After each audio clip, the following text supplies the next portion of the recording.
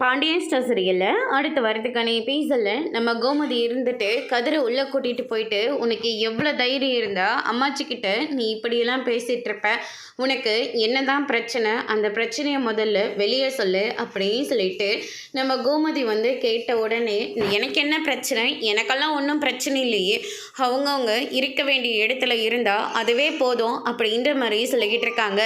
அதெல்லாம் உன் எண்ணம் இல்லை, இப்போ நானும் கொஞ்ச நாளாக பார்த்துக்கிட்டே தான் இருக்கேன், உன்னோட நடவடிக்கை கொஞ்சம் கூட சரியே இல்லை அப்படின்னு சொல்லிட்டு நம்ம கோமதி சொல்லிக்கிட்டு இருக்காங்க. பாண்டியன் இருந்துட்டு ஓங்கி கன்னத்தில் பலார்னு ஒன்று விட்டுறாரு.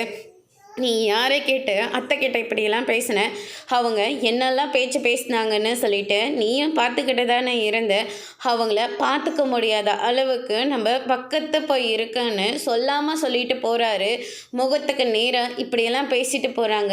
எல்லாத்துக்கும் காரணம் நீ மட்டும்தான். உனக்கு என்னதான் பிரச்சனை, உனக்கு பண பிரச்சனை இருந்தால் எனக்கு அப்படிப்பட்ட பணமே தேவையில்லை. இத்தனை வருஷம் கழித்து அத்தை நம்மளை தேடி நம்ம வீட்டில் இருக்காங்க, அதை பார்த்து தான் நான் சந்தோஷமாக இருக்கேன். அத்தை இந்த வீட்டுக்கு வந்ததுக்கப்புறமா தான் கோமதியும் சந்தோஷமாக இருக்கா.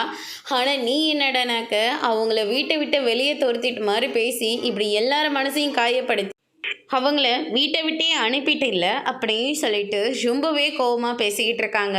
ராஜி முகம் கொடுத்து கூட கதிர்கிட்ட பேசவே இல்லை. அவங்க பாட்டுக்கு கோச்சிக்கிட்டு உள்ளே கிளம்பி போயிடுறாங்க. அதோடு இன்னைக்கான பிரம்ம முடிச்சிருக்காங்க.